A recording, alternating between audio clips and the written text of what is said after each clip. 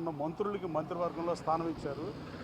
అందుకని 2014 నుంచి 19 వరకు తెలంగాణ రాష్ట్రం అభివృద్ధి పదంలో నడిచింది. తర్వాత కూడా కేసీఆర్ గారు అధికారం కోల్పోయారు, కానీ అది శాసనసభ్యుల మీద ఉన్న యాంటీ ఎక్కువ ఉంటుంది ముఖ్యమంత్రిగా ఆయన మీద కన్నా. కేసీఆర్ గారు అంత వరుసగా ఏం పరిపాలించారని తెలంగాణ ప్రజలు అంటలా. హైదరాబాద్లో ఇప్పుడు మీరు అడిగిన చిట్చాట్లాగా జనాలు మాట్లాడినాడు. ఇప్పుడు అక్కడే పరిస్థితి అలా ఉంటే మరి ఇక్కడ ఎలా ఉంటుంది అనేది వైసీపీ నాయకులైనా తెలుగుదేశం నాయకులైనా ఆఫ్ ద రికార్డ్ మాడుకుంటారు కదా. రోడ్లు ఎలా ఉన్నాయి మీకు తెలియదు కాదు కదా.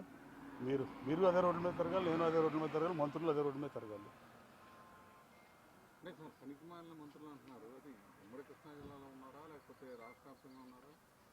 మీతో కొంతకాలం ప్రయాణం చేసిన మీ మిత్రులు ఎవరైనా అయి ఉండొచ్చు. మంత్రుల పనితీరుని పరిశీలిస్తే ఎన్ని శాఖల మీద సమీక్షలు చేశారు ఏ మంత్రి అయినా?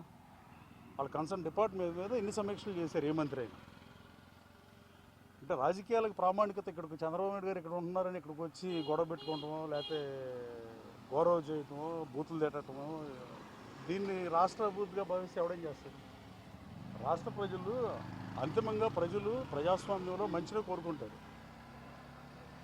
ఎక్కడ కేసీఆర్ గారి లాగా అనుభవం ఉన్న మంత్రి అయితే బాగుండేదని నేను అనుకుంటున్నాను. నా పర్సనల్ ఒపీనియన్ అది చెప్పా. అది ఎవరైనా అవ్వచ్చు కదా. ఇప్పుడు నా మిత్రుడు అంటే మిత్రుడు ఎవడ చేయడు కదా. ఇప్పుడు మీరే పెళ్లి చేసి పూర్ణ గారు మీరే వేరే కార్యక్రమం కూడా చేయరు కదా. పెళ్లి పెద్దగా ఉన్నప్పుడు పెళ్లి చేసినప్పుడు మంచిగా చూడాలి కదా.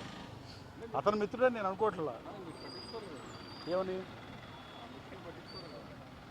ఏం పట్టించుకోవడం అంటే ఏం చేయాలండి?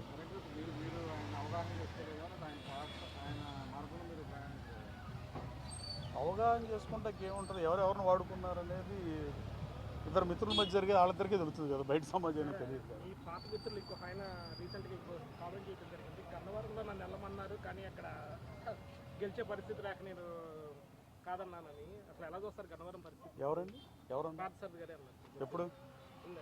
ఈరోజు నేను చూడలేదు. సారథి గారు అన్నారా? ఏమన్నారు? గన్నవరాన్ని ఆయన పంపించాలని చూశారంట, వైసీపీ నుంచి కుదరదని చెప్పి ఇటు వచ్చారంట. రొటేషన్లో సారథి గారిని కూడా వాడదాం అనుకున్నారా? ఓకే, తెలియదు. కానీ రాజకీయాల్లో ఎవరెవరు సీట్లు ఊరిని వదిలేయలేదు కదా. ఏ రాజకీయ పార్టీ కూడా ఎనానమస్ చేయలేదు. వెనకటి కూడా ప్రజాస్వామ్యంలో కేఎల్ రావు గారు ఎనానమస్గా విజయవాడ నుంచి ఎంపీ అయినా ఆ రోజు ప్రజలందరూ పార్టీలన్నీ కోరుకున్నప్పుడు అయినాయి. ఇప్పుడు రెండు రాజకీయ పార్టీలు, ప్రధానమైన రాజకీయ పార్టీలు ఈ రాష్ట్రంలో ఉన్నప్పుడు పోటీ ఎవరు పెట్టినా పోటీ చేస్తాం, ఎవరు వచ్చినా. దాంట్లో పెద్ద మ్యాటరే ఉంటుంది. పోటీకి ఎవరన్నా మంత్రి వచ్చినా పోటీ చేస్తాం, ఇంకోళ్ళు వచ్చినా పోటీ చేస్తాం. నేను గన్నవరంలో పోటీ చేస్తాను మాట ఇచ్చా. గన్నవరంలో పోటీ ఇక్కడ ఎలక్షన్ క్యాన్వాసింగ్ అప్పుడు నేను అమెరికా వెళ్ళిపోతాను ఓడిపోతే అది ఇదని చెప్పి అప్పుడు చెబితే నేను 8% గన్నవరం రాజకీయాలు కొనసాగుతా, గన్నవరంలో పోటీ చేస్తాను. నేను నా మాట మీద కట్టుబడి ఉన్నాను. పోటీ ఎవరు చేసినా పోటీ చేస్తాను. సార్, మీ ఎమ్మెల్యే గారు సంపర్కలేదని చెప్పి మీ నియోజకవర్గ ప్రజలు చాలామంది చెప్తున్నారు. అసలు మీ దృష్టికి ఏమన్నా వచ్చిందా? ఏంటి అసలు? మీరు అడగాల్సిన వాళ్ళని అడగాలి కదండి. అంటే మీరు కూడా అక్కడ అక్కడి నుంచి ప్రజలన్నీ గమనిస్తున్నప్పుడు మనం కాముకుండడం బెటర్.